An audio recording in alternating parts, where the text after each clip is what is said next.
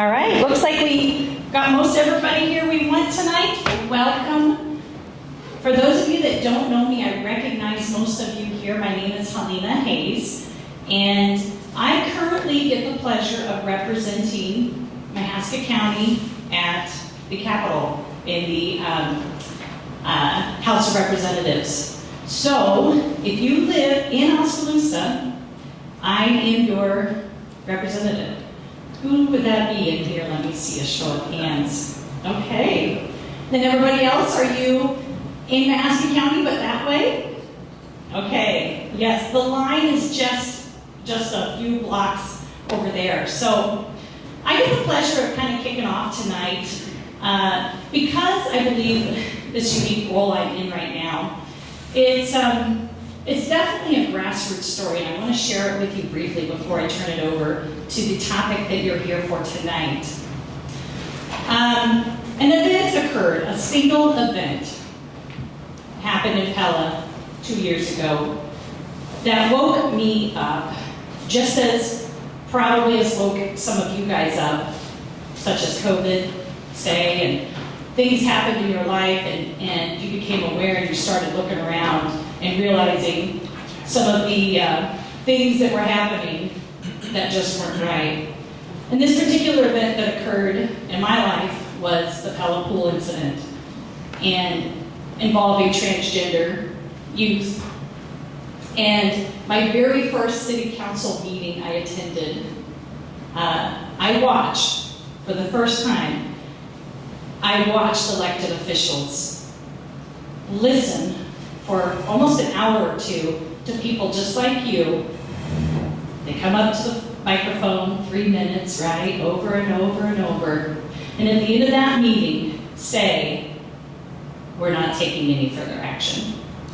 And I went home that night and realized that I was part of the problem, because I didn't take any involvement in local politics whatsoever.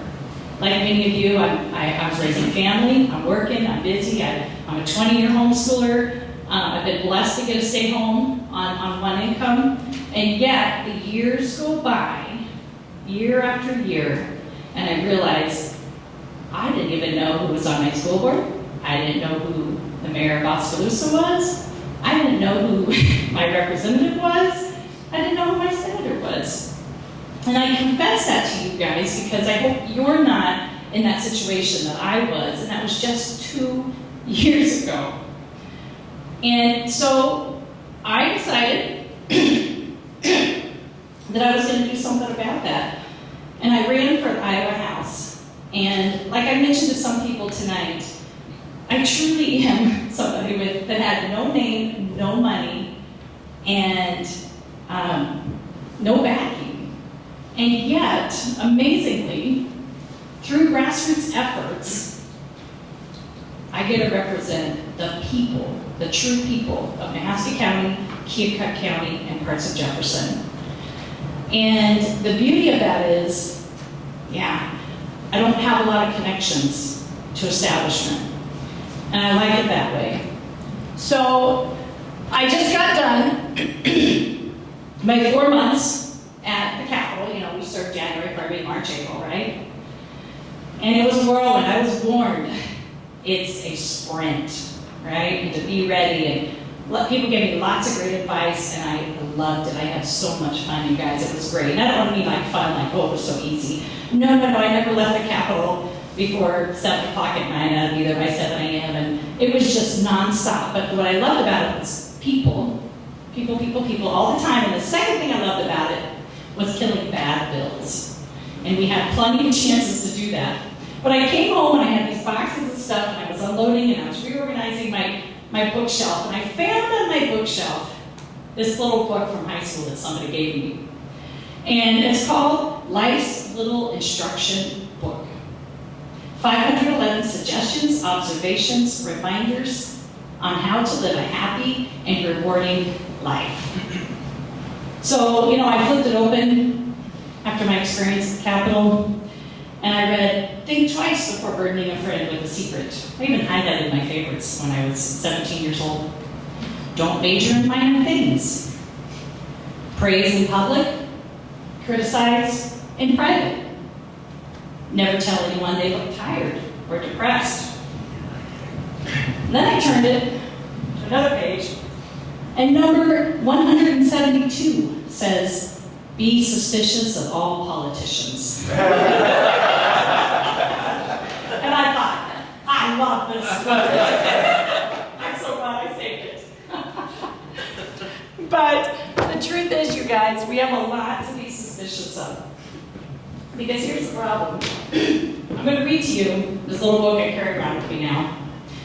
And you've heard these words before. It says, we hold these truths to be self-evident, that all men are created equal, that they are endowed by their Creator with certain unalienable rights, that among these are life, liberty, and the pursuit of happiness, that to secure these rights,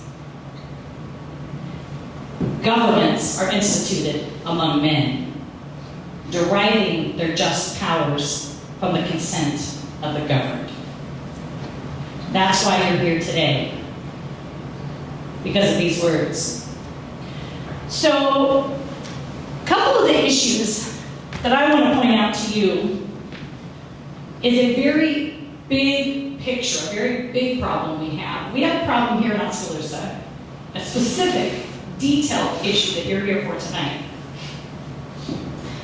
But now that I just got to spend 4 months at the Capitol and I got to see those bills that went through caucus, I want to remind you that we have a much larger problem. And that what is decided here in Oskaloosa matters. Because what's coming down the pipe is manifested in all these little areas, like what you see in Oskaloosa here. For example, I'm going to tell you about 3 bills, and then I'm going to turn it over so we can get to the evening. But I want you to know these things, because oftentimes it's what you don't know that will hurt you. Because I can tell you about all the good things we did. But you need to know what we did not pass this year that came before the caucus. Now, when I say the caucus, I mean 64 Republicans in the House. There are 100 members, right, in the Iowa House of Representatives, 100, and there are 64 Republicans. 24 of those were new this year. Freshmen, like me. And a lot of them had the same similar story. They didn't spend their whole entire lives in politics. They didn't grow up with a criminal justice degree. They're not lawyers. They're not doctors. They're just your average citizen. And on the very last day of session, very, very last day, 3 weeks ago today, we had 2 bills given to us in caucus. And one of them was a bill to sell Iowa land. It had to be in the MEGA program, they call it.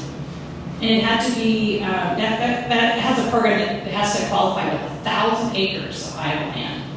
That was to be sold to foreign entities, foreign companies.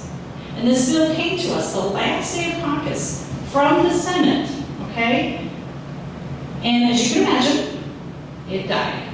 It died in caucus, and it never made it to the floor. Another bill that also died in caucus is one called a biogas bill, an anaerobic digester that seeks to capture gas, the methane gas, off of hog confinements, run it into pipes, and then to a facility in order to turn it into methane, or refine it to methane and stuff. But that particular thing will require right-of-ways, okay? Everybody's right-of-ways. And that bill had a lot of sticky things in it, because where are your rights when you have your, what's not right-of-way, what's the word I'm looking for here? Easements, thank you, your easements. And then, of course, bill number 3, the carbon pipeline, which is a manifestation of Agenda 30 and the green energy movement.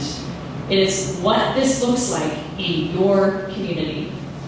Okay, the incentives for corporate welfare created by our government, okay, and you guys get to pay for it with your land, pocketbook, with your children's future. So the carbon pipeline is going through Mahaska County, the entire county diagonally, as many miles as it could possibly go through, unless it were snaked. So another property rights issue, I mentioned these three bills because they all have to do with property rights. And when I read that portion out of my book I just read to you, Life, Liberty, and the Pursuit of Happiness, we all know that pursuit of happiness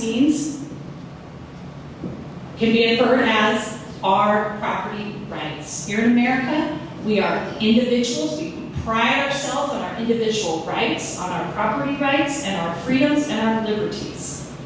And we must maintain that, and that's why you're here tonight. So with that, I get the pleasure of introducing to you one of our warriors here in your own community that has worked extremely hard to protect. You tell them, Helena. Yeah. Remember in pursuit of rights. Remember me. Please remind I me. think Lobby Day. What? I think Lobby Day. I think 14 Lobby Day. We prayed together.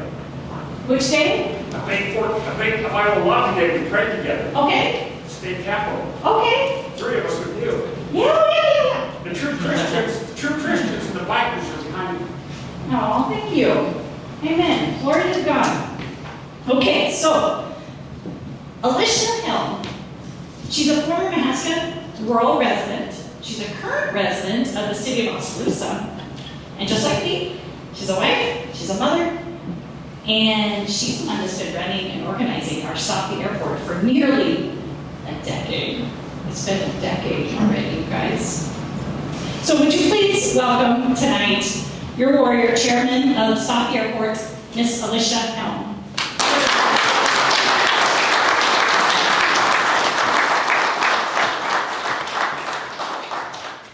Thank you, Representative Hayes, and thank you all for coming tonight. I'm Alicia, and I started the Stop the Airport page on March 28, 2013. I started it thinking no one would allow or follow, and it would mostly be just me venting to empty ears. But I was wrong, and we have millions and thousands of people around the world following us. And I appreciate all the support and the voice I have been given through my page. When this all started, I lived in rural Lighton, across the road from Site B. And where I lived, I would literally be looking across the road, and there would have been an airport if they picked that site. And, you know, my neighbors would lose their house, and that just upset me terribly. Other members of my community would lose the ability to pass their farms down to future generations. I would go to meetings, speak out against it, wrote letters to the editors, and was even interviewed for Oskaloosa News. It seemed to fall on deaf ears. No one pro-airport would listen or even answer the most simple of questions. It was frustrating. 2 years ago, I got married and moved to Oskaloosa. Now that I lived in the city, I felt like I would finally have a voice and be able to stand up for those who didn't. I found out that I was going to meet opposition from the city council, and 2 days after I presented them with my ordinance and request for petition forms, they immediately called a special meeting and voted to repeal initiative and referendum from the city charter. Our friend Nick Ryan will explain more about the petitions in a bit, but I wanted to thank everyone for all they have done to support our cause. Whether you come to meetings, speak out, or have already signed our petition, or even if you just share the information from the Stop the Airport page, we can't do this without you. And your support means so much more to so many than you could ever imagine. I also want to thank our farmers. These courageous, hardworking families are the backbone of America. It's hard to put into words just how much our family farmers mean to all of us. But Paul Harvey did a pretty good job at the FFA convention. So I wanted to play this video as a thank you to in tribute to all their hard work, dedication, and sacrifice to feed America and the rest of the world.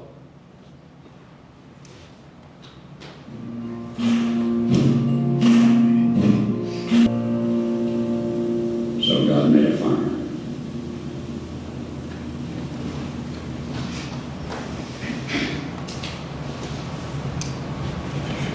Please join me in thanking our family farmers with a warm round of applause.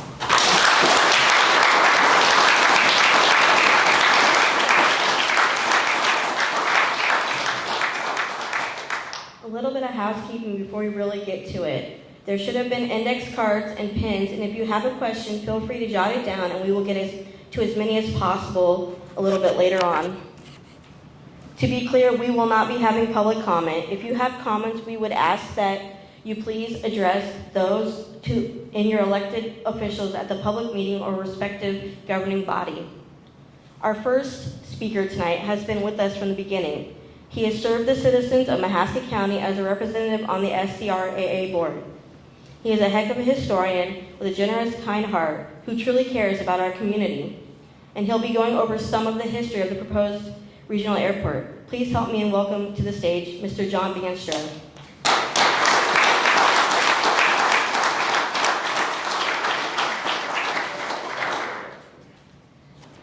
Thank you, John, for your time this evening and everything you've done to serve the citizens of Mahaska County.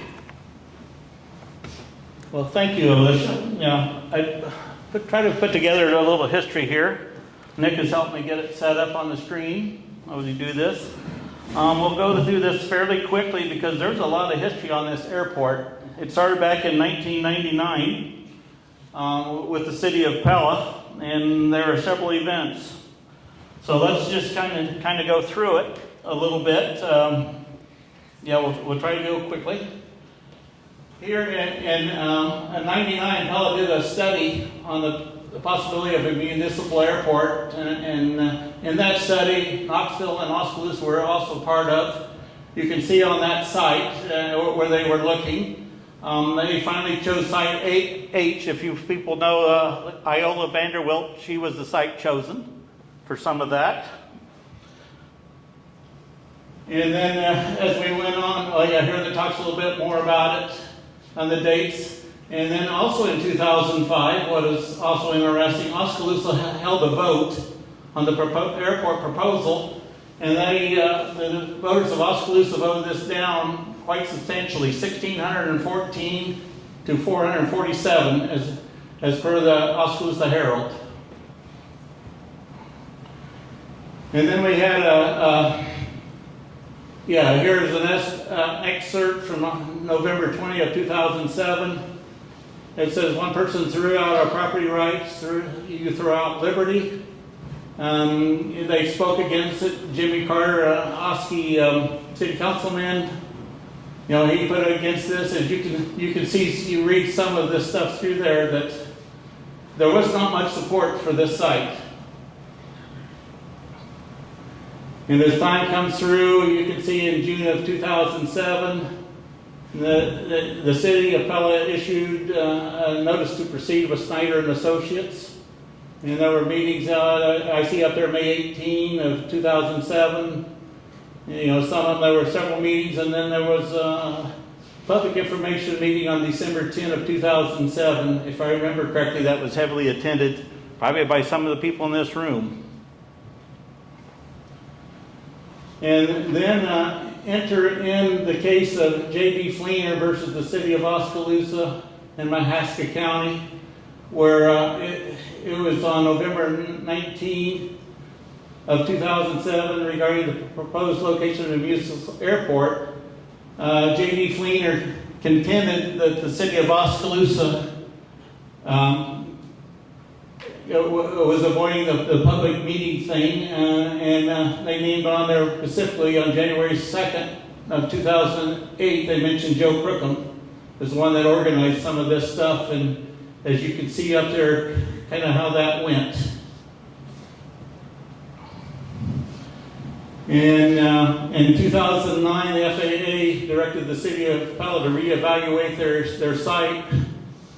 It was the scope of the rationale that basically it needed to be a regional airport. And Pella decided, based on some of the criteria, that they couldn't enlarge their existing airport. And then again in 2010, they discussed the restraints on there, and there was a March 3, 2010 meeting. You know, you can just see there's a series of meetings taking place here. In May 7 of 2010, the FAA approved the aviation forecast and accepted the airport feasibility study. And let's see, FAA had an email in September 1 of 2011 recommended a layout plan for the Pella replacement airport be submitted. In 2011 through March of 2012, the City of Pella and City of Oskaloosa were in Central Iowa Coalition of Transportation, and part of that included discussing replacing the airport. And that led to the development of the 28E agreement, which is, as many of you know, has been a contention for a long time.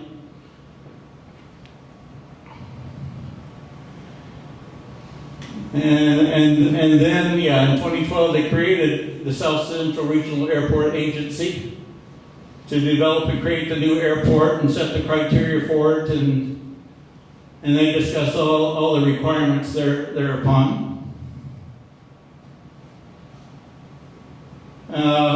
Part of it, if you read the master plan, which is where just about all this information comes from, if you notice there in red, one of the criteria was for international trips to all continents, which leads to some interesting things. If it's international, do we need TSA agents? Do we need customs? Are they going to put stuff like that in Oskaloosa, Iowa? Like I say, you can read that in the master plan. It was in there as of yesterday when I retrieved this data. And here we just start talking about the requirements for the airport, that it has to be no more than 4 miles from Highway 163, and I believe, I don't see it on here at the moment, but 10 miles from either the city of Oskaloosa or the city of Pella. And you can see some of the requirements. And here's the map that they include with that requirements, and it's there. The site that they chose is the Vanderbilt place, which is kind of in the lower right area. That was the Vanderbilt farm, and which later became a historic place. And then on October 10 of 2012, they reviewed the 11 concepts, and they narrowed it down, which ended up being the Vanderbilt farmstead. I mean, okay, in addition, they discarded the Vanderbilt farmstead. And then they ended up with 3 sites. And that was Site A, which is the one that they're working on today. Site B, which is a little east of the halfway station on the Pella, and the west one. The Site C was just west of the halfway station.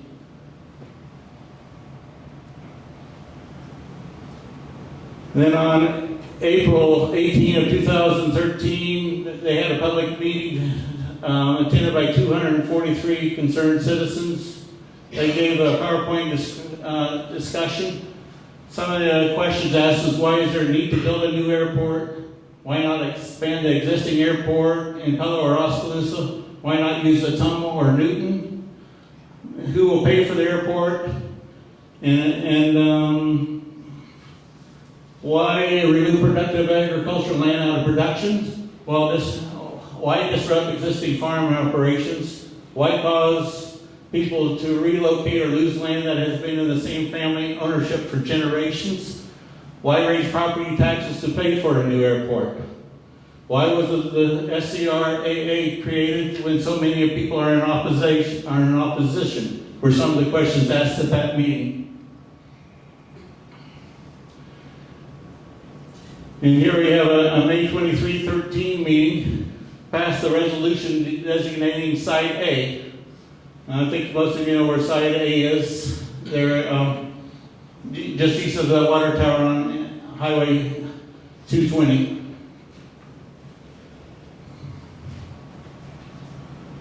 And here's a map of their proposal as it stands. If you're familiar with that, the water tower would be in the lower middle of the screen. Independence Avenue is the line intersecting 220, which 220 is from the bottom center of the screen to the upper right-hand corner. This is the plan as it is designed currently. And that plan has changed a little over the time. And then after that, the notes on their master plan get a little more sparse, but you can see that there was activity consistently going through 2014. And one of them is basically a meeting to discuss the proposal of Site A layout and US Highway 63 bypass, which many of us believe are closely tied together. And here we see more documentations of it, and one of them was changing the runway length from 7,000 to 6,700 feet. And you just see different dates on there. But lots of activity. Again, in 2015, more activity. And we finally get to start doing some of the environmental assessment stuff. In October of 2015, the draft environmental assessment is ready for public review and public hearing.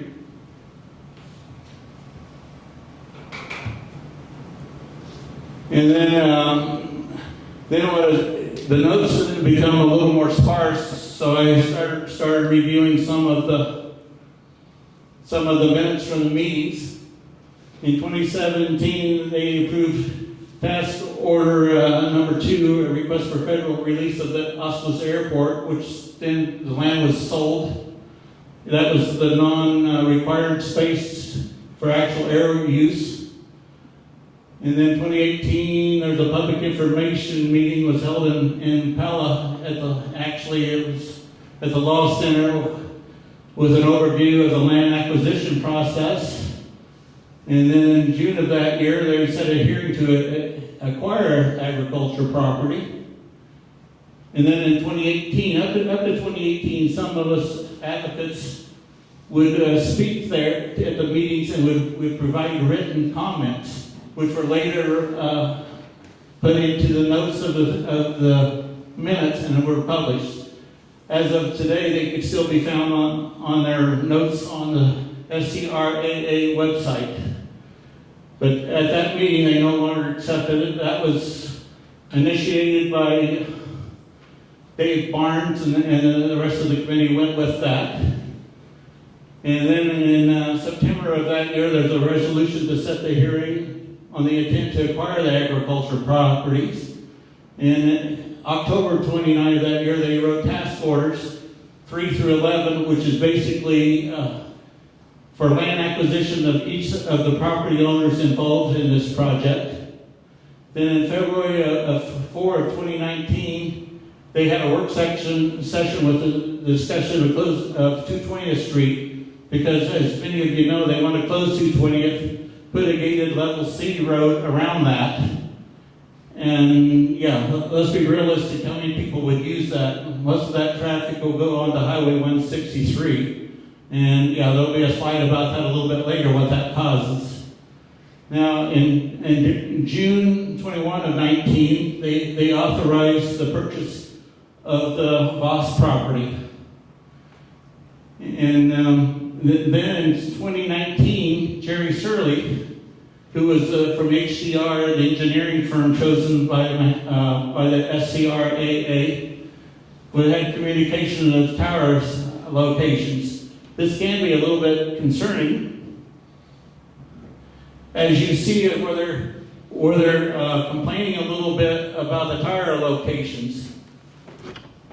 And The yellow button's a laser pointer. okay, you know, as you can see, I mean, the airport is out here. Here they're concerned over the towers because they are in the flight path of the airplane. What do we see here but nothing less than the downtown Oskaloosa area? If this is for safety, why are they wanting to take traffic away from Pella and put it over the heavily populated Oskaloosa area? Maybe it makes sense to you, but it makes zero sense to me. I think we traded one safety problem that has never happened for a potentially much greater safety problem. And then in February of that year, I became the replacement for Joe Warwick as the county supervisor. Decided to place me in there, and I'll have to admit what was difficult dealing with the board, it was easy to do the wishes of the supervisors because their thoughts and my thoughts pretty much aligned. With that. And then, unfortunately, at that meeting, being only one vote against 5 others, I had no traction. But at that meeting, we also authorized the purchase of the Barnhart property. We also authorized the acquisition of the Van Hookland property. And so those properties were then purchased. There ended up later being some issues with how the titles were written. The supervisors challenged the airport board. It's not title, I'm thinking the right word for it, but anyway, that was challenged.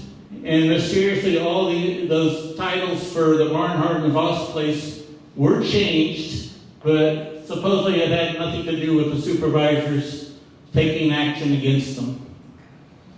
And then in July of that year, they had discussions again with the county supervisors regarding 220th Street. And as you can see, the county offered that maybe in exchange for 220th Street that they upgrade to 35th Street, since 220th is a farm-to-market road and used heavily by all sorts of people. And then July 28th of that year, the board decided to begin holding regularly scheduled meetings on the 4th Wednesday of every month. I give myself a little credit for trying that because before the meetings were just random. That was one of the few things I was able to do because that way people would know when the meetings happened. Unfortunately, many of them got canceled. And then also that meeting in July 28th, they authorized the purchase of the Wicker property. And then in October 28, 2020, even though I was a representative of the Mahaska County, I was excluded from closed sessions over council matters and litigation. Again, then in June in 24 of 22, the Supreme Court of Iowa issues an opinion in case number 2013-23, Side A landowners in Mahaska County, South Central Regional Airport Agency, the City of Pella, and the City of Oskaloosa. In a nutshell, that opinion allowed Mahaska County to leave the 28E agreement. That following, a couple days later, there, the SCRAA did another closed session, again about litigation, and again I was not allowed to attend the closed session. And then the following morning, the Mahaska County supervisors had resolution 2022-20 and withdrew from the 28E agreement with Pella and Oskaloosa. And here's the map. As you can see, the properties outlined in yellow are what the SCRAA owns today, with one exception, the light blue one they also own. I wasn't able to get that yellow in my snapshot. But that's basically 163 with showing gravel road 220 there in the middle. And who is the SCRA? Well, this is quite interesting, as you'll see as we go through this. Those are the original board members of the SCRA. Now, what I find is interesting, every time that Pella's board members come up for renewal, they are replaced. The City of Oskaloosa has a different idea. They keep the same 2 members each time, Pam Blomgren and Jim Hansen. Now, what's also interesting about it, it's not on here and I did not document it as such, is the board members are always, there's 3 board members at the 28E. That would be a representative of Pella, a representative of Oskaloosa, and a representative of Mahaska County. As the representative of Mahaska County, I tried to campaign to maybe be a vice or the chair, and I was told that I couldn't be because Oskaloosa and Pella had the money, Mahaska County didn't. I tried to fight it, but when you're one vote against the board, you lose. But as you can see, there's the members. It was formed in May and June of 2012. And you look on there, you can see that this site is updated regularly. I don't think it's updated regularly. It was something I tried to get changed, and you can see how successful I was, because this is a snapshot from earlier today. And by this time, the only board members that are still on that board are Jim Hansen and Pam Blomgren. Everyone else up there has been changed, except for staff member Mike Nardini. And here, this is what they say about eminent domain off of their straw site. Eminent domain is a method of which local government may force the sale of private land for public use, will only be used as last resort on a project. Never mind that they wrote it into the language when they acquired the properties of Barnhart and Voss, and which was later challenged by Mahaska County. And here they talk about what are my property rights, and they point you to another document.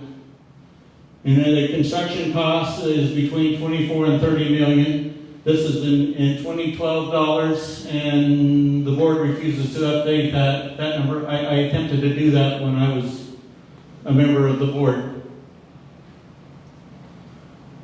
And who are some of these landowners? We started out with a prime farm. It's a heritage farm. A heritage farm is a property that's been in the family for at least 150 years. In the case of the prime farm, the records were destroyed, but to the best of our knowledge, it was purchased in around 1843 when land became available to the areas. In fact, the primes were considered land barons at that time because of the amount of land they own west of Oskaloosa. That is found in Proud Mahaska book. The prime farm is now and been in the family, near as we can tell, 180 years. Next on the list is the Rempre farm. It's a century farm. It's been in their family since 1881. Currently, they've been in their family 138 years, so they're only 12 years from being a heritage farm. And then the DeRoy farm is also a century farm. It's been in the family since 1896. To be honest with you, it was purchased from some of the prime properties. And the Roy farm has now been in the family for 125 years. There are 2 other property owners in there, and that's the Bezomers and the Hasselmans.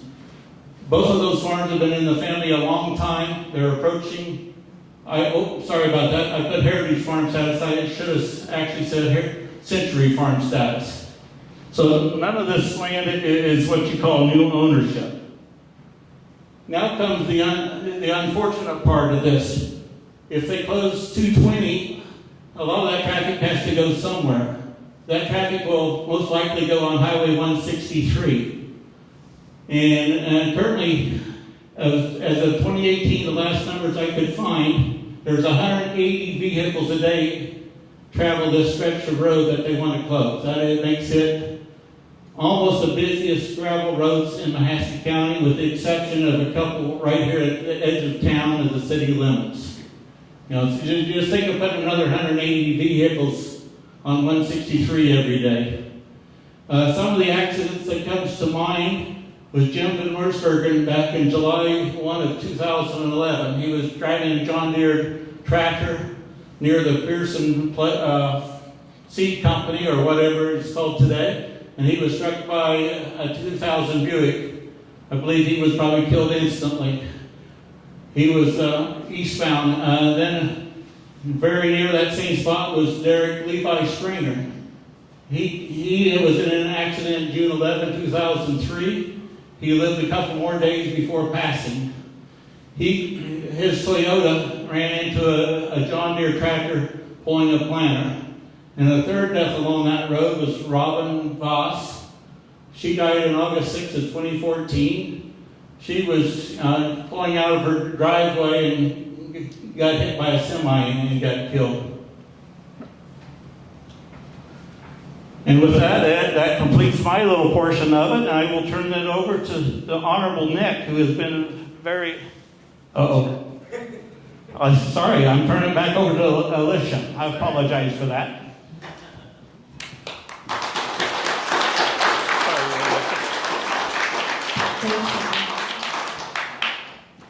So up next, we have our next speaker, who will be going over what's happening with the airport now and our plans of action.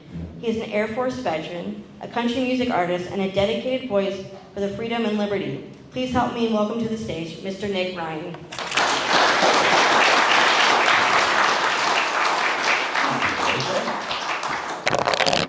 This is awesome. So Facebook said there were going to be 12 people going. 12 people confirmed that they were going. And this is really, really nice to see. Thank you all. I don't want to hear anybody ever tell me that you can't fight City Hall.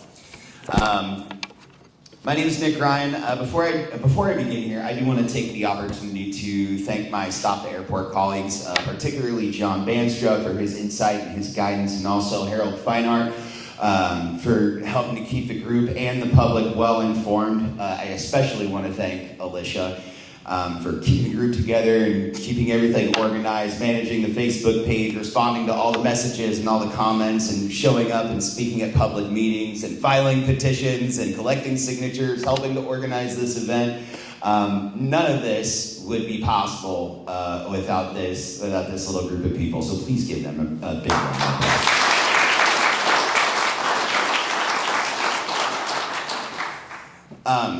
So this has been going on, Stop the Airport, at least the opposition group, if you will, has been going on for about 10 years now.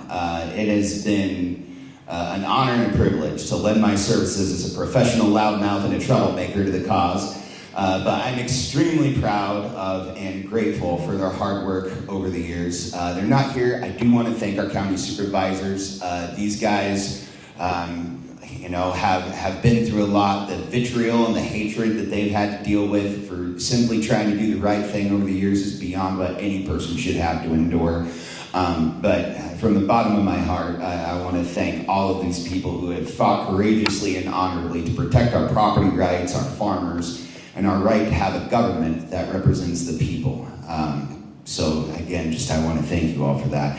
For those of you who I have not met or who I don't know very well, my name is Nick Ryan. I began following the airport issue about when it started in 2005 with the vote. I started to get concerned about 2007 and about 2008. I realized we had a real problem here. I started to think about what, if anything, I could do about it. And started simply by contacting elected officials directly. Over the years, that's evolved into speaking at public meetings, doing some occasional press, lots of social media posts, and within the last few years, collaborating with Alicia and her team at Stop the Airport. After Mahaska County's withdrawal from the airport project following the Supreme Court decision, I, along with my Stop the Airport colleagues, and probably many of you, was kind of ready to take a little victory lap, celebrate the win, maybe even relax a little. The city of Oskaloosa and their counterparts had different plans. Even after being told by the Supreme Court that what they were trying to do would, and I quote, render the voters of Mahaska County like permanent passengers aboard the RMS Titanic without the ability to steer their ship around new obstacles as they arise. The city and its leaders chose to keep Mahaska residents trapped in the lower deck as the ship steamed ahead toward the iceberg. Right now, the city of Oskaloosa and its counterparts in the city of Pella and a handful of big business elites not only continue to harass and harangue landowners who don't want to sell their family farms, but now are planning to annex the land they purchased pursuant to a bogus 2080 agreement that the Supreme Court ruled unlawful and unconstitutional. If they do this, if they're allowed to do this, they are going to be able to use their eminent domain authority to forcibly take land from our farmers so the corporate fat cats can fly around on private jets out of an airport built with public resources and built over some of the most vital and beautiful farmland in America. Which is what brings us all here tonight together, to not ask, but answer the question, what do we do about this? And it's simple. We fight back. We fight hard, we fight fast, we fight to win. Here's how we're going to do it, and here's how you can help. You are taking a great step in the right direction just by being here tonight, and I want to thank you for that. But we need you to continue to do that elsewhere. We need you to show up to city council meetings, to county supervisor meetings, to SCRA meetings, to action events like this. We need to send a message to these people that they are being watched and that they're not going to get away with this without a fight. 2, if you are registered to vote and you live inside the city limits of Oskaloosa, please sign Alicia's petitions. And yes, you heard me right, there are 2. She started with just 1, but as soon as she started the process, according to the initiative and referendum provisions prescribed by Oskaloosa City Charter, the city immediately turned around and acted to repeal initiative and referendum from their charter in an underhanded attempt to render Alicia's petition ineffective and strip every Oski voter of their right to petition their government. So now there are 2 petitions. Petition A, if it gets enough signatures, would allow Oski voters to decide at the ballot box if they want to keep their right to petition their government, which I don't see anybody in this room being willing to give up. Petition B is the original petition that Alicia started. That one, if it gets enough signatures, would put an ordinance on the ballot for Oskaloosa City voters to vote on. If that ordinance is adopted by the voters, it would have the effect of strengthening and expanding the citizens' rights to petition their government. It would get the city out of the airport project once and for all, require them to sell the land they purchased pursuant to that bogus 28E agreement, prohibit them from pursuing an airport project without a public vote, and just for good measure, require them to put A Avenue and Market Street back the way they found them. So, if you live in Oski and inside the city limits and you are registered to vote, please make sure to sign those petitions. If you haven't done so already, they are right over there. Please, and finally, help us keep getting the word out and the pressure up on our elected and unelected officials by liking Stop the Airport, our Facebook page, sharing our content, and engaging with our daily action items every day moving forward until we put the final nail in the coffin on this thing. We're going to post a daily action item that takes less than 5 minutes to do that will help us keep these folks in check, protect our farmers and farmland, and protect our property rights. So we're going to start tonight. In a moment, we're going to take about a 10-minute break so you can make sure that if you haven't done already, sign those petitions, refresh your drinks, stretch your legs, and then we're going to reconvene back here. And I would like to, if they're willing, to hear from a couple of the landowners. Love to know how you feel and how this is affecting you. We're going to be talking, we're going to try to answer some of your questions, so if you haven't written those down, please grab an index card, write it down, and turn it into our volunteers. And we will answer those when we come back from the break. But I want to close my remarks tonight with this. I remember being asked by a particular city councilman what skin I had in the game. What skin do I have in the game? Yeah, and I was so completely stunned by the sheer arrogance and the callousness and the indignation of his question that I couldn't even muster a response. But I've had some time to think about it since then. And so what skin do I have in the game? Well, first of all, this isn't a game to me. But if it's a game to him, I assure him I'm here to win. But I think what he meant to ask is, why should I care? Well, I grew up in New Sharon. I've lived in Mahaska County for most of my life. I love it here. I love my friends and my neighbors. I love the strength and the resolve of this community when we're faced with a challenge. I love our small towns and our squares and our shops and our restaurants and our bars. I love the farms that blanket our beautiful countryside and our farmers. I love our values and our culture of honesty and integrity and hard work, patriotism and liberty. The summer I turned 18, kind of riding on the waves of 9/11, I decided that liberty and all those things I love about my country and my home were worth fighting for. And I joined the Air Force, and when I did, like all service members, I took the oath of enlistment. An oath to uphold and defend the Constitution of the United States from all enemies, foreign and domestic, and to bear true faith and allegiance to the same. That oath to uphold and defend the Constitution that guarantees our right to free speech, to freely associate, to peaceably assemble, to petition our government for a redress of grievances, to keep and bear arms, to be secure in our persons and our property, our right to life and liberty and the pursuit of happiness. Means just as much to me today as the day I took it. That's the skin I have in the game. That's why I'll continue to fight. That's why we will continue to fight. And that's why I hope you will join us in that fight. Thank you all for being here. God bless you, and God bless our little corner of the world. We'll get back here in about 10 minutes.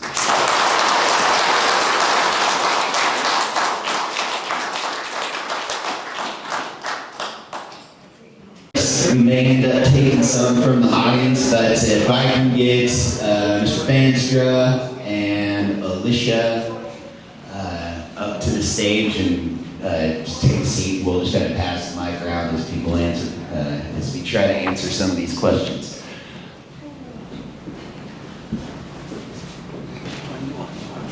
Harold Feinhardt, if you would join us up here as well.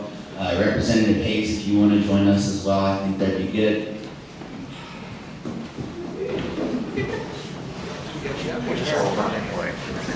You're going to answer. Then you have to answer it. Answer yourself other than. Anybody else? Oh, yeah, I guess. She's your representative. Sure. Folks are representing.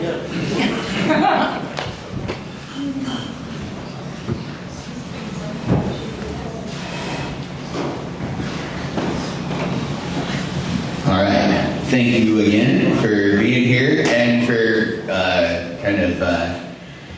putting up with this sort of last minute thrown together event, but I think it's gone pretty well. I'm very, very glad you're all here. So the first question that has been submitted from the crowd here is it true that Oski City Councilor Drost works for Musco, Burnett works for MCG, Hermson works for Pellicorp, and have there been a conflict of interest relating to the airport? That's a really good question. Any takers on that one? John, you've served on boards. You'd probably know more about this than I do, but with these companies kind of being the ones pushing for the airport and these officials working for those companies, is there conflict of interest?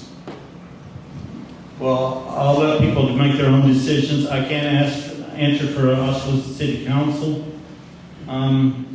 You can chase that any way you like, but I know on the SCRAA board, when I was a member, I was a farmer in rural Mahaska County. The chairman of the board is an attorney for Musco. The other representative from Osceola is the wife of a former city attorney. She's also a former city council member. And Pella, the current, I believe is still current vice chair, is production manager of operations for Pellicorp. The other two board members, one works for Pellicorp, the other one works for Mir. So I see very few actual representatives of the community as such.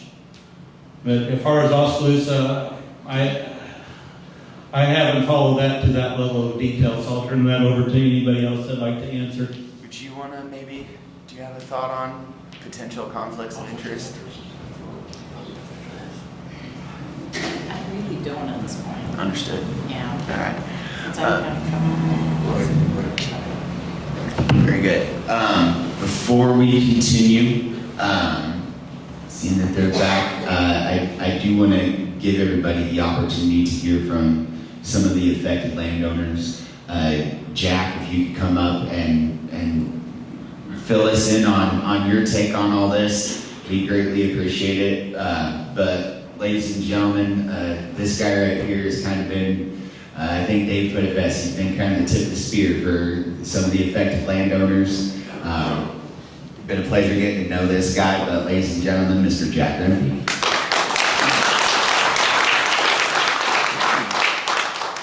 All right, thanks, Nick, and everybody up here on the panel. Yeah, this has been going on for a long time. I mean, I've got a lot of good friends and the neighbors there that have fought with us all the way. Actually, it's my mom's farm, the one that's been in our family since 1881. So my plan was obviously to farm it till I could pass it on to my kids and my grandkids. So it's very important to have this kind of help here. So to protect our property rights and keep things the way they should be, and not let corporate America run over you.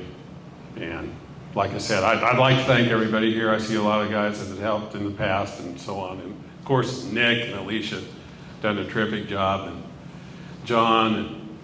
And so I hate to mention names or I'll miss a few of them. So everybody here, so I appreciate it. And it affects everybody. I mean, whatever happens, you know, the city, the residents in the city, their taxes will obviously have to go up to keep the thing open, and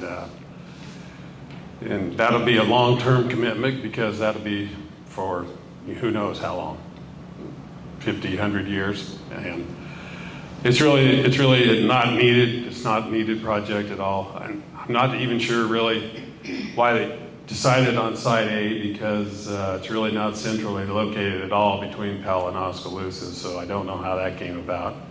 I think maybe the age of the landowners might have had something to do with it. I don't know. I've heard that before a few times, and like I said, it's been a lengthy battle. We've been to a lot of meetings, and we've had attorneys hired, and we thought we pretty well were over the hump with the Supreme Court, but we're not done yet. So thanks a lot for everybody coming tonight, and I'll turn it back over to Nick. Thank you.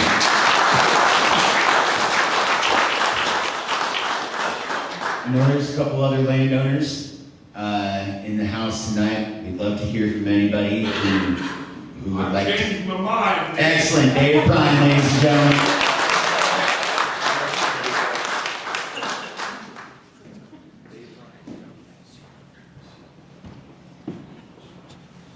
Thanks, Nick. Yes, sir. I'm sure glad to see everybody here. I don't think there's any pro airporters in the bunch. If they are, you better keep still. I'm the prime heritage farm that John showed on the screen a little bit ago.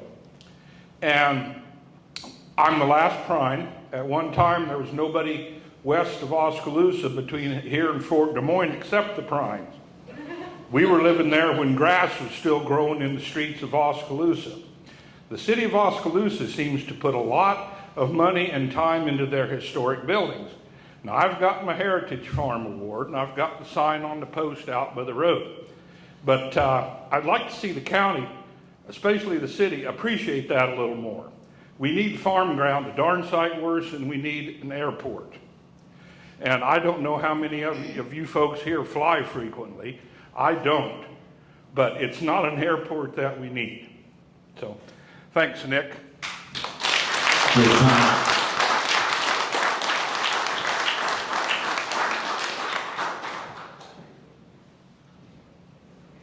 Anybody from the Van Zomers or the DeRoys? We'd love to hear from you. No pressure. Seeing none, we will get back to the questions. So, the next question we have is, how much time is there to circulate the petition? And so I'll go ahead and kind of as the strategy on this one. So there are two petitions. The most important of the two that needs signed right now is the one that relates to the recent ordinance passed by the City Council of Oskaloosa repealing initiative and referendum. We're actually very, very lucky in the city of Oskaloosa. It's one of the few cities in the state of Iowa governed by a home rule charter that has initiative and referendum provisions in it. And the Charter Commission, when they got together and put that in there, did so intentionally. They did so because they understood the importance of your right to petition your government for the redress of your grievances. Basically what happened when Alicia filed commenced the original petition, which would strengthen initiative and referendum and stop the airport once and for all and put the streets back the way they were, the city council turned around and passed an ordinance repealing those provisions as a direct attack on that provision and a direct attack on every citizen in the city of Oskaloosa's rights to petition their government.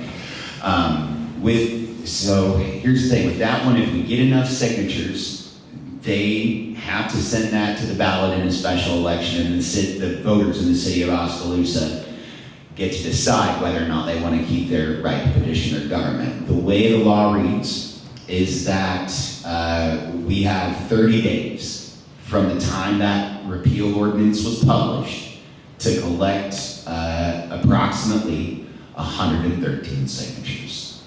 We have to collect within 30 days of publication of the ordinance a number of signatures equal to 10% of the number of people who voted in the last city election. And I want you to kind of take note of that too. That means that a little over 1,100 people out of a city of 11,000 decided to show up and voice their concerns and make themselves heard at the ballot box. That is a little bit of a problem.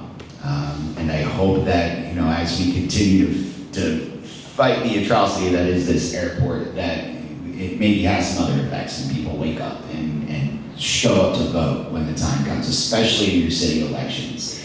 The amount of power and authority that your local city council can flex is just unimaginable. And without that check and balance of the people, they will do whatever they are influenced by big business to do.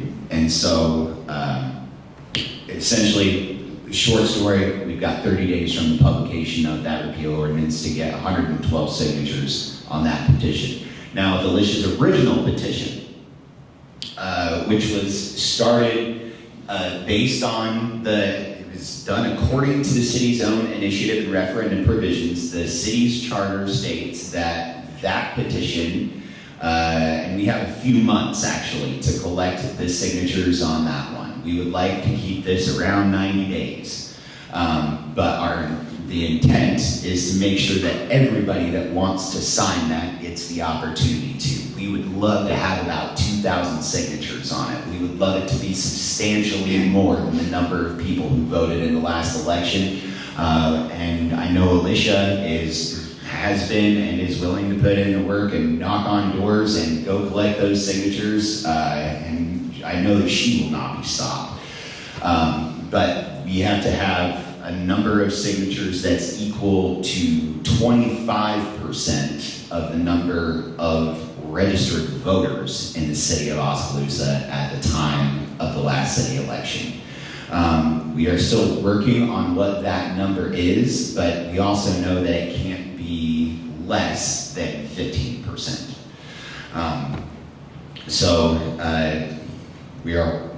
We'll have to gather some more information from the auditor's office, find out exactly what the number of registered voters are, but we intend to get well more than the required number of signatures for that one, and we have a few months to do it. Next question here, is there a plan to go to court on possible illegalities committed? That's a very good question. I honestly don't know. Representative Hayes, you're probably the expert on what the legislature's intent is. Yeah. Well, one thing that, we have a city code and we have an Iowa code, and typically a county or city or an entity that is below the Iowa code is not supposed to have code language that surpasses that which is in the Iowa Code, and we do have in this particular case, in the Iowa Code, it only says that you need 10% of eligible voters.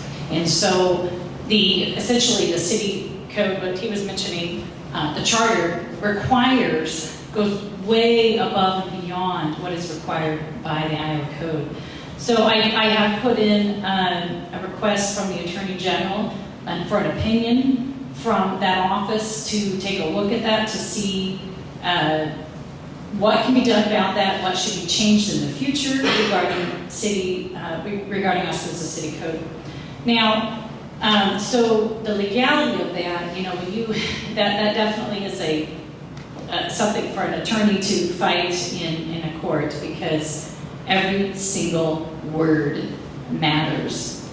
And so I can't speak to what it would look like in a court case, but certainly we are well aware that city code is above and beyond what Iowa requires. Now, do you have another question? Because I have a question too that was texted to me for the organizers here, and that has to do with, Oskaloosa has what, 11,000 residents. For the House District, House District represents 30,000. So that is almost a third of my constituents, right? And yet, I find a lower voting rate, okay? Low information voters are prevalent in Oskaloosa, and that's a real problem, you guys, because an uneducated electorate will be taken advantage of by those that are in positions of power. And so my question to organizers is, I've had people text me, so they live in Beacon, they live in University Park, they live north of the river. What can they do? They want to be a part of this, but they cannot. You are required to be present for every single signature, which is above Iowa Code, okay? But city code requires that the circulator, which is who? One person has to witness every single signature, okay? Well above requirements for Iowa Code. So, what is the practicality of other people? They can't help you do that. We cannot duplicate you. And so it's all on you to witness all of those and to complete this. And for that, I have to say I'm a little bit sorry, okay? And it's a little unfair. So but once we get past that point, you really need people to show up. How can you create an educated electorate here in Oskaloosa on this? This is where you guys are going to come into effect. And so I want to just have you guys answer some of that. Well, first off, if you cannot sign the petition, you can go to the airport page, like it, and share everything. Share it to your social media, any social media you have, Twitter, Facebook. I don't know about Instagram. I don't know how that works. And second of all, you can just talk to your neighbors, tell everyone, direct them to the page. We are there 24/7. I will respond to an email or a message on the page at like 2 a.m. because I can't sleep, because this is like frustrating. The hoops and legs we've had to jump through just to even get it where we're at, and how we have to keep doing this. I have sacrificed time away from my family to make sure that you guys have the right to petition your government and to tell them that they need to listen to us, because they're not listening, and it frustrates me so much. I left the last city council meeting where they repealed the initiative and referendum so mad that my husband told me just to walk away, go upstairs, don't interact with anything, go read a book, go do something, because he knew I was so mad, and he knew that I couldn't take it out on city council, so it was going to come back on them. So just share everything. Show up to the meetings. Go to city council. You may not live in Oskaloosa, but you can still show up and speak. Write letters to the editors. Contact news organizations. Tell them what's going on.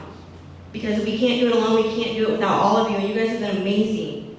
So just keep doing what you're doing, sharing, tell people. And if people have questions, they can send them our way, and we'll do our best to answer them. And of course, if we do have to take this to court, we might be asking for some financial support to help with legal bills, because I don't have that. I'm raising 3 kids and I'm purchasing a house, I don't have extra thousands of dollars lying around to go do this. So we might be asking for financial support. We might be asking other things from you, but just everything you're doing has been amazing. And so we appreciate each and every one of you for everything you've done. If I could add to Alicia, even though you don't live in town, something that you can do to help out is if you don't like the way your government is treating you today by taking away your voting rights, talk to your neighbors, talk to your folks in the city. We need to find candidates to run against the current city council and against the mayor. I've been told that in Pella there's a strong effort there, and it's looking at least positive at the very least, but we need to do such things in Oskaloosa. Those people need to be strong-willed, because as the past has demonstrated, they will receive great pressure from the members of the community to do the things that they want it to do. But like I say, find residents in Oskaloosa who run for council, and if they need to talk to us, bring them on. We'll talk to them. This group, I suspect, would support anybody that's pro consumer rights. Thank you. Another thing I would just like to say is I am thinking of throwing my hat in for city council, so I would appreciate your vote. And on top of that, I also expressed interest as well, so there might be 2 Helms running for city council this election. We need a warm Helm and an at-large Helm. I think that works out really well. Yeah. And then if you guys messed up, we know where to find both of you in the same place. So I've actually never gotten the opportunity to ask you guys this, because I came to this a little bit late. Again, it's kind of as the professional loudmouth and troublemaker, but I want to know when and why. When and why got you guys interested in the public service that you've been providing? Because you 3 have been at this since 2013. And so, I shared a little bit about my why, but I'd like, when did you guys start getting involved, and what made you want to start? And we'll just start with Alicia, and we'll go down. So I obviously started in 2013. At the time, I was living with my parents. My son was 3. He had no clue what was going on or why I was always going to meetings, but I got my dad involved as well. He would show up to meetings. He would never speak because you were not sure what was going to come out of his mouth, and I did not want to be associated with the trouble he was going to start. But I got involved because I would have looked across the road. If they would have chosen site B, my neighbors would be gone. And I've known these people a long time, and they worked hard to buy the property they bought. And just to see that house gone and their property, and then look and see the airport, no. I have relatives that live in Minnesota that live by the airport in Minneapolis, and they said they're used to the traffic, but at first it took a while to get used to that, and I don't want that overhead. Because you never know, the accidents, we have enough car accidents. What happens if an airplane would somehow crash on my parents' house? The impact that would have, and I don't think it's necessary, and I'm going to stand up and tell them what I think, because this is wrong in what they're doing, and it's wrong to strip these farmers away of the ground that they work so hard to maintain, and they provide so much for the world, and you're telling them they don't matter, and that just pisses me off, and I'll do whatever I can to stay on the right side of the law to stop this, but I'm not going to give up until the nail's in the coffin and it's done for good. So as long as there's an issue, I'll keep making it an issue to fight it.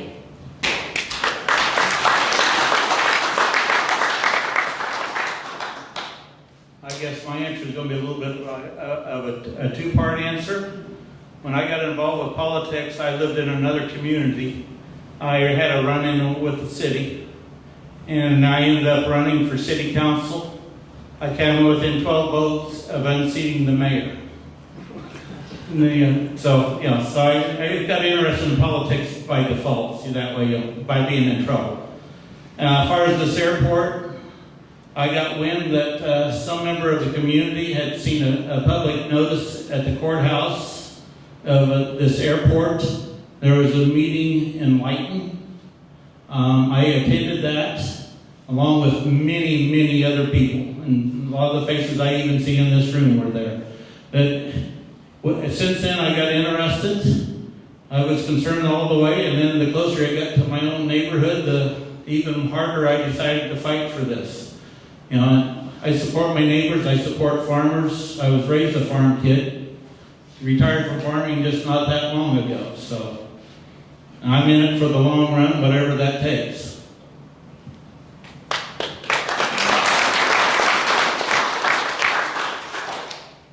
I'll just have a two-part answer too. First, I got into it reflecting on what Helena pointed out earlier, the preamble of the Declaration of Independence, life, liberty, and a pursuit of happiness. Our property rights are ingrained in the pursuit of happiness, and it was obvious, pretty obvious from the get-go, that people were being run over here. Practically speaking, it was a column, I think, by retired ISU economist Dave Swenson in the Des Moines Register a number of years ago, when he openly questioned the need for straw. He was an early prominent opponent. And he, in print and on the editorial page of the Des Moines Register and in the news columns, he continued to fight it, and he pointed out there had never been a formal cost-benefit analysis run. So on a formal level, he was willing to oppose it, and privately he informed me that he was pressured from the powers that be locally to be quiet, and refused to. So I admire him for his public stand as a public official, so the rest of us are united in our opposition as well. Thanks.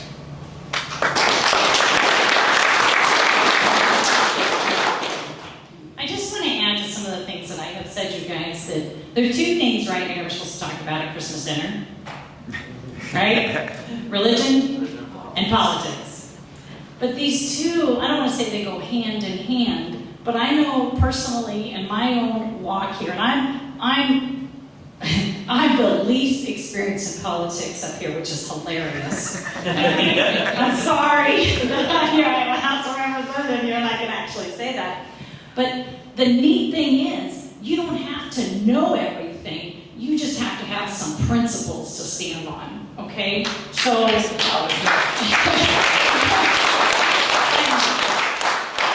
trust me, it has been like drinking from a fire hose at the Capitol this year. So as long as you're willing to learn, as long as you are willing to learn about, all these little tiny details that the city council does, because they are a lot of complicated, finite things that they do, you can do this. So do not discount yourself or your neighbors or your family who should get involved. I know, and I'm going to get the microphone back here, but I just want to say too, when I spend a lot of time door knocking, because grassroots people tend to not have a lot of money, right? Because they're not backed by, wealthy groups. So, and I had a lot of time on my hand, so I door knocked all across this district in every single little community. Do you know there's 16 small towns in Keokuk County? That's a lot. I didn't know. You knew that, Eddie. Because she's probably door knocked every single one of the doors there. So often, you guys, I would say, what is your concern? And everybody would point to the east and say, oh my goodness, look what's happening in D.C. It's horrible. In the capital of Washington, D.C. And after a while, I began to realize that they're not paying attention to their own community. And so I began to tell people and ask them, well, who's your mayor? Do you know who your mayor is? Who's your representative? I was just at a meeting. Oops, I lost my finger. Oh, I think we're dead. Yep, I think we're dead. But let me finish saying while he's digging that out, that I won't say what meeting I was just at, but a meeting of people who are fairly influential in our community. And I asked them, I said, so who's your senator? And it's not Ken Rosenboom anymore. Sorry. He's over there now on that line. So maybe some years, some of them maybe years, but he's this way, he lives in Packwood. And none of them knew who their senator was. And I don't mean to, put them down because I was there too. I was that person too. I wouldn't have been able to answer that. But it just shows you guys that we have got to start paying attention. And you guys are because you're here. But bring along those that you know, your family, and yeah, Christmas dinner, you talk about religion and politics, and we'll all be better off for it because these decisions that are made locally matter, and they're going to affect all of us. So what's happening on a state level is frightening. It's quite frightening, and in a lot of ways, it's good because we can have control. We can have control here, right? State rights, which are extremely important, and we have a move to redeem those and claim those back. But yeah, just please, adding to what you could do, bring others along. I'm looking forward to seeing how this is just so. Politics can be so much fun because you can make a difference. You really can.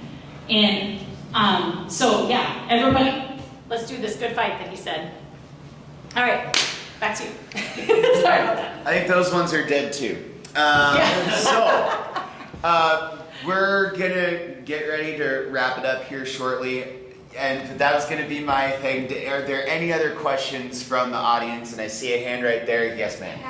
Is there an email list we can sign up on? Because I think that would be a good way for you to get communication with. We can make a list and get email. As a matter of fact, is Deb, my mother, would you maybe grab just any sheet off that table and flip it over to the back, run some pens?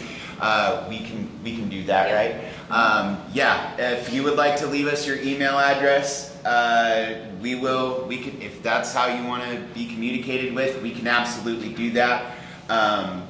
This is my mom, everybody, Deb DeYoung over there. Give her a big round of applause. Yeah, absolutely. Just give us your name, your email address, and we will keep you informed via email. Can I say one more thing? If you package it as purely the airport, if that's your main issue, not that that's not important, you're going to lose some people. If you really emphasize the importance of us not losing our chance to petition our government, that touches a lot more people. Absolutely. And that's what I think needs to be emphasized a lot. I would tend to agree, and I would think everybody else in this room agrees, but I think it's worth judging by the applause meter. So I'll put it back to you. Do you all agree?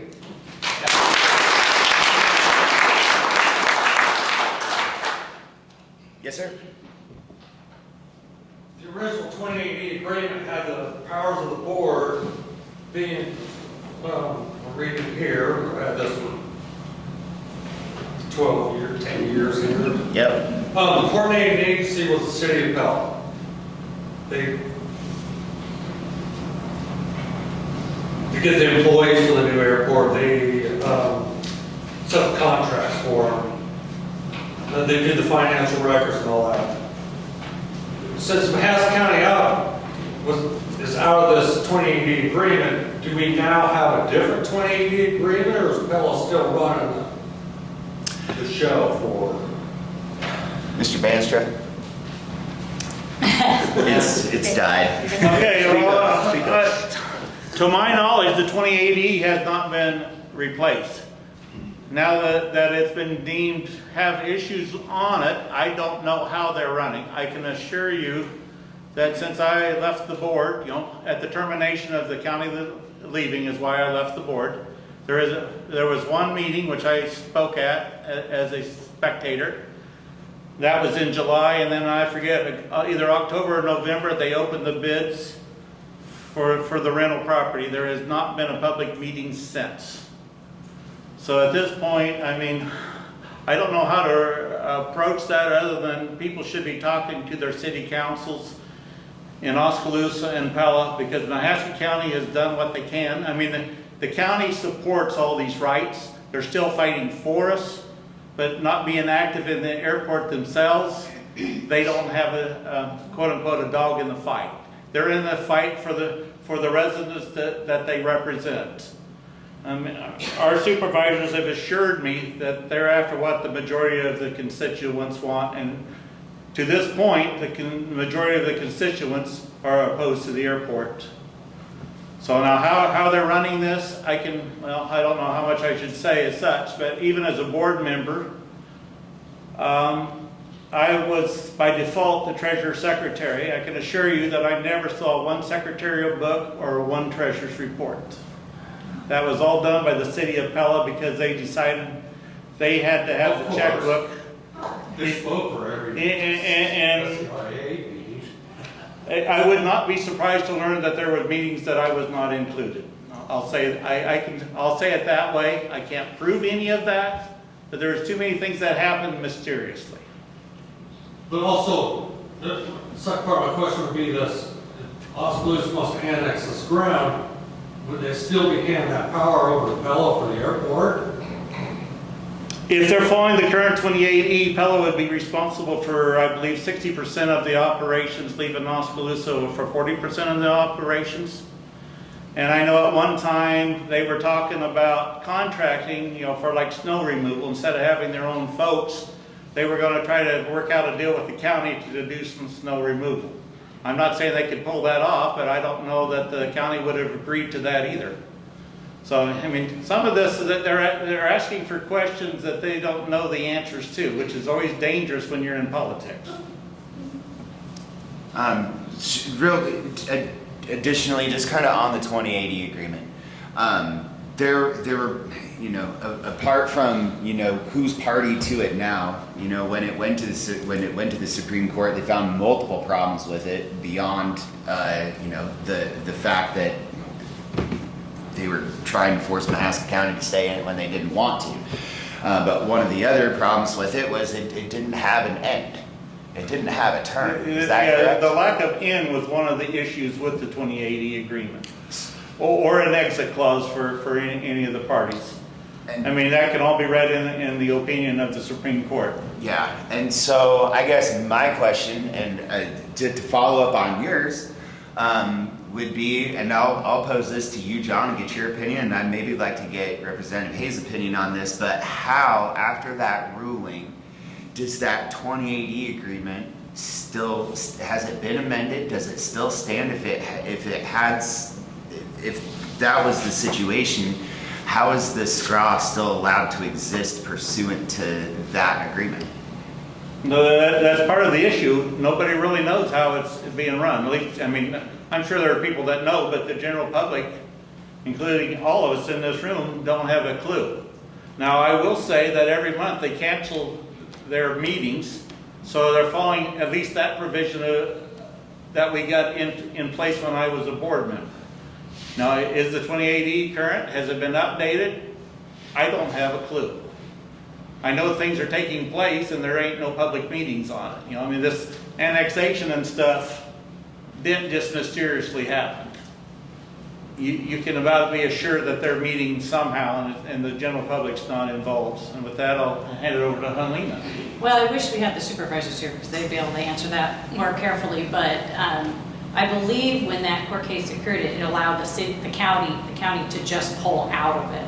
It didn't necessarily break it down, it allowed them to just pull out and be removed from it because of how it was some of the illegal parts of it.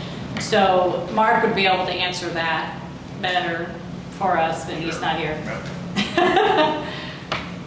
Thank you. Yeah. Julie.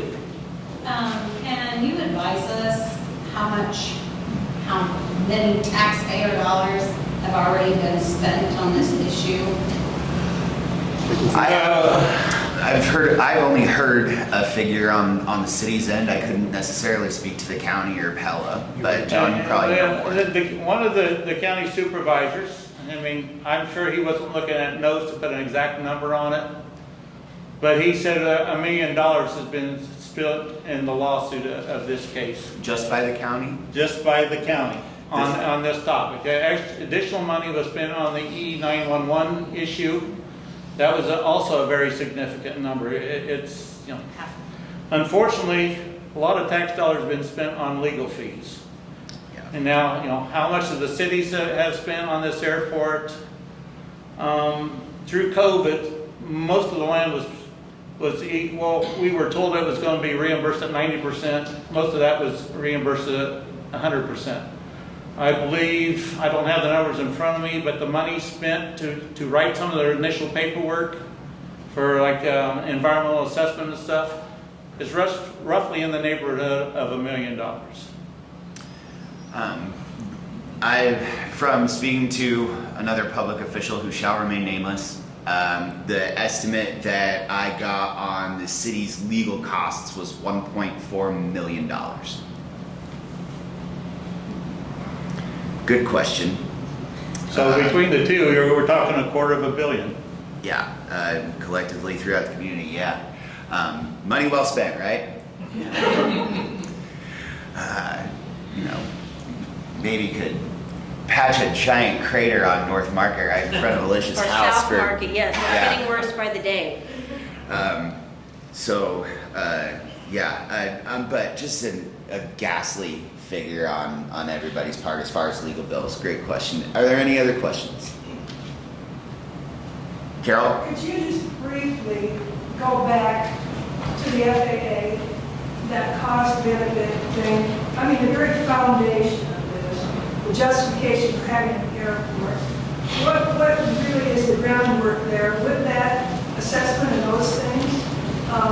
Was there ever really any, you know what I'm trying to say, justification? Right, I'm gonna forward in the first place, based on the FAA data, because you probably all know Dan Kumall, but he told me at the time, if the FAA wants an airport, you're going to get an airport. So can you kind of fill me in on some of that? As far as the cost-benefit analysis goes, and I'm going to defer to you, John, or you, Harold, but my understanding was that they didn't have to do one because of the safety issues. Basically, Pella Airport has safety issues. They're operating under a waiver for Class C aircraft. And because there was deemed safety issues, a cost-benefit study has never been performed. Correct. That overruled it. Now, I always find that interesting that there has not been an accident in Pella on the airport, but yet we've moved this to the county and start rerouting traffic on a highway that is known for fatalities. We actually take almost a minor safety issue and create a major issues for the interests of an airport.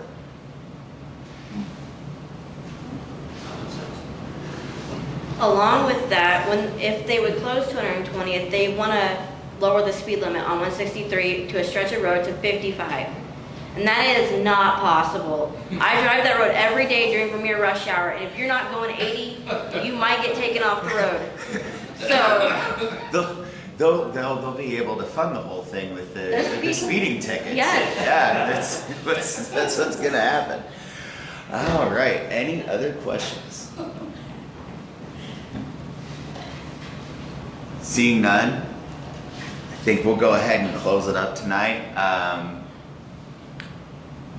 I thank you all for being here, but Alicia, I'll turn it back over to you, to our illustrious chair, to close out the evening for us. thank you everyone for coming. I know this can get kind of boring and you probably have better things to do, but I'm glad you spent it with us learning more about what we're up to, and I hope you guys have a safe trip home and that we'll see you out in the future, out in the community. And if I do officially run, I hope that you will vote for me or my husband. It doesn't matter. I will not be angry if you chose him over me. But I thank you for all you're doing, and we're going to keep up this fight. So as long as this is an issue, I will be here, and I'm sure City Council will get sick of me. And I hope they get sick of me to the point where they roll their eyes when I walk in the building. So thank you guys. Have a great evening. Thank you all. Thank you.